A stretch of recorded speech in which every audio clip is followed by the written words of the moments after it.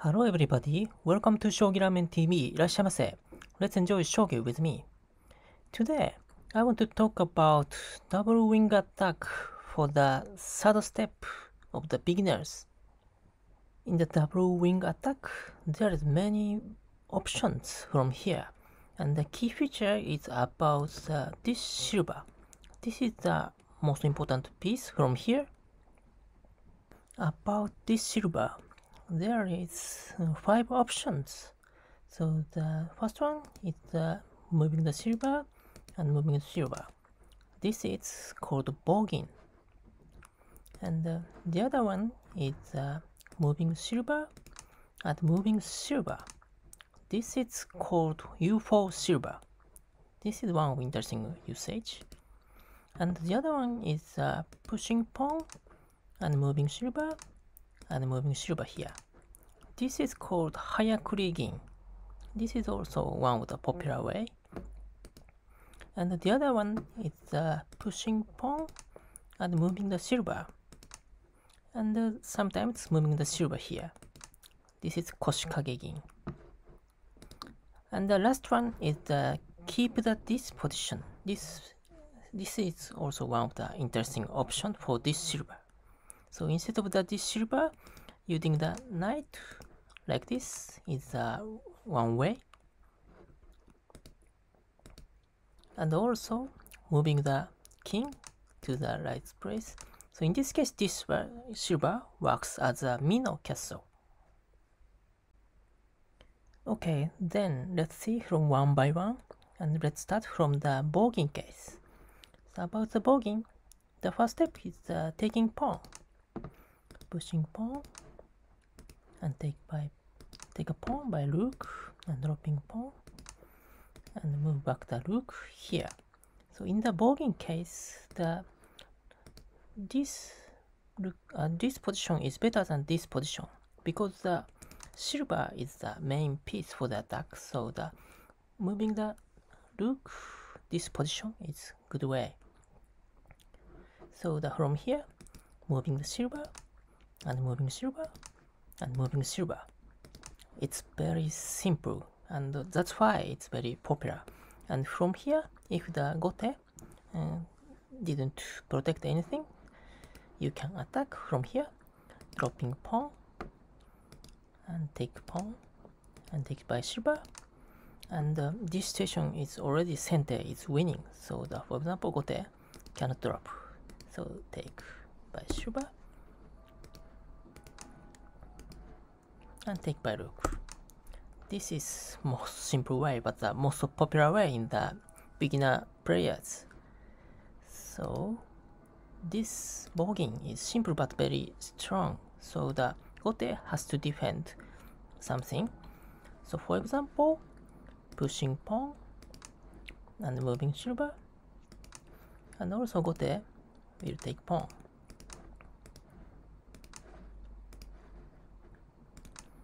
Like this, and moving the rook. This rook position is good position for the defense. So moving the silver, and for example, the pushing pawn is an interesting technique. If the center try to continue attack like this, and at this position, pushing pawn is a nice counter way. Take pawn and moving the bishop here. This one is very nice attack to the rook and lance. So silver is here, so it's a bit difficult to defend this position. So this is one technique.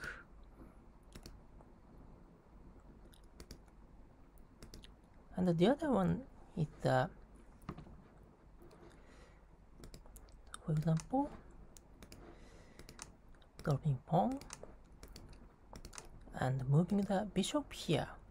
This is one of the interesting technique of the defense. If the promote silver, it looks nice, but the gote has 2 pawns, so the gote can drop the pawn here. Take by rook and dropping the pawn.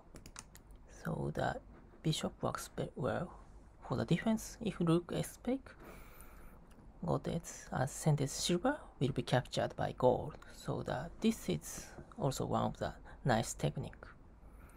So the bogging, this kind of the bogging is very simple and strong technique, but there is also nice defenses. Okay, so then let's see the next option. Moving the silver here and moving the silver here. This is called UFO silver. So why this kind of name is for example, if the gote pushing pawn silver can move this position to attack this pawn, or this silver can move back like this for the defense. So this kind of the move is called UFO silver, like this. So this silver is very flexible way. So when is the timing to attack is for example, just pushing pawn is not good timing, because if move the silver, gote can defend by rook easily. So this is not so good timing. So for example, pushing pawn, when the gote pushed pawn, so in this case it's a chance to attack this position, so it's difficult to defend. And also the other case, the gote already moved the rook after getting the pawn. So when gote push this pawn, so in this case it's not a good timing, because the gote can easily defend by rook just pushing pawn. So in this kind of the situation, if the gote move the silver and also move the silver, so this kind of the situation you can attack like this, or gote push this pawn. So this situation is also similar to the previous one. You can attack from here or also from here. So this position of the silver puts the pressure to the gote's styles. So this UFO silver is also one of the popular way. Okay, let's see the other option, the higher clicking case. And the first step is the exchanging pawn, take, drop, and the higher clicking case, the moving the rook here would be the best position. Let's see, pushing pawn, and pushing pawn is using the silver from here. Against this pushing pawn, if the gote didn't push back, then sente can push this pawn. So the gote has a difficulty to open this pawn. This means the difficulty of the usage of the bishop. So of course this is one option for gote, but typically against this pawn, push back the pawn is the normal way. And moving the silver here, and exchanging pawn, dropping pawn, move back the rook, and moving the silver. This is most simple way of the higher clicking, and moving the silver. And from here, just pushing pawn is one way, and jumping knight is also nice way.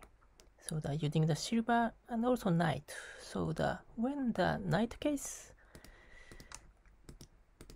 this is one example. If the rook was here, gote can drop the pawn. This is very bad situation. So if you want to jump knight, this rook position is very important with this knight. So this is very similar situation of the bogging. For example, gote will be defended by the rook like this. So in this case, silver is here, so the bishop cannot move this position.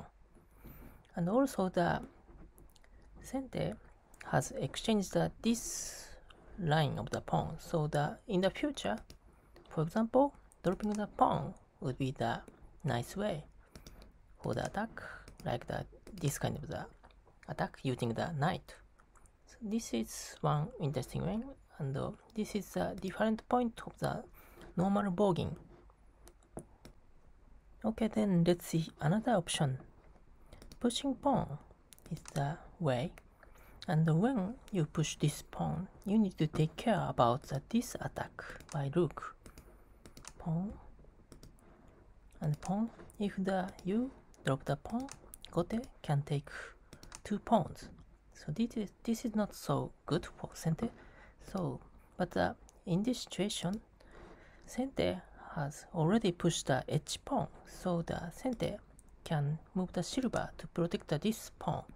So in this case, gote cannot drop the pawn because bishop can move here to attack to this line. So the h pawn has a good meaning to protect this pawn. So in this case, gote will move back the rook here like this and dropping the pawn. This dropping pawn is also important. If you didn't protect, gote can drop the here. This pawn is very strong and you cannot defend the promoted pawn next, so you are already losing. So against the move back the rook, you need to drop the pawn here, and from here pushing pawn and pushing pawn and moving the silver and jumping knight, moving the king and moving the king and moving the gold and moving the gold, pushing pawn and exchanging pawn. This timing, because against dropping pawn, you can move back the rook here. This rook position is very strong for the defense and also for the attack. So the timing of the exchanging pawn is very important. So in this kind of the slow game, the move back this position, this is called subway rook, is very important. And so in this silver option, the game will be slow, but so if you like this kind of slow game, you can choose this silver option. Okay, then let's see another option. So keeping the silver at this position is also one of the interesting option. And pushing pawn and pushing pawn and jumping knight. So this is also one of the popular way using the knight quickly. So in the typical case, castle would be the nakazumai like this. This is simple but a well balanced castle, but it has a weak point. So head of the king is a weak point. So the most simple way is using the dual knight like this, jumping knight and jumping knight. This is very simple but the most fastest way to break the nakazumai. So this kind of the attack is very interesting and also popular, even if it's a professional game. So this jumping knight soon is also one of the very nice way to run. Okay, then let's see the final option about twisting rook. This is also one of the interesting way. So let's see, pushing pawn and take pawn and moving the rook here. This is interesting point for the twisting rook for the future usage to this position. So for example, pushing pawn and pushing pawn, and if you got it, try to exchange this pawn and moving the rook here and moving the rook here to attack to this pawn is interesting way, and defend by gold, and then pushing this pawn to exchange the rook This is very interesting way. Exchange rook is also one option, but typically Gote will escape like this and jumping knight. And Gote looks chance to drop this pawn, but the Sente can defend by dropping this pawn. And you can take this pawn future.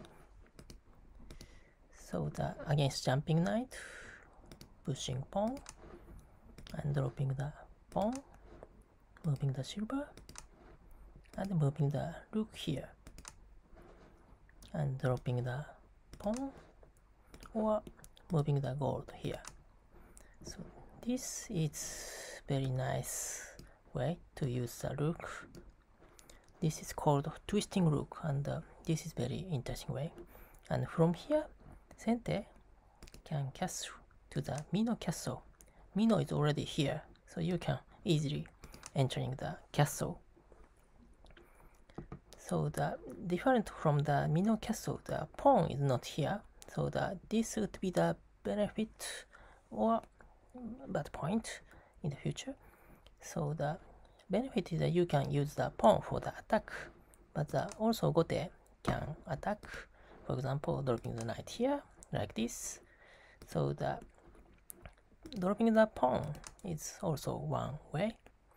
And this is like a ranging rook. So if you have a knowledge of the ranging rook, so you can choose this option from the double wing attack.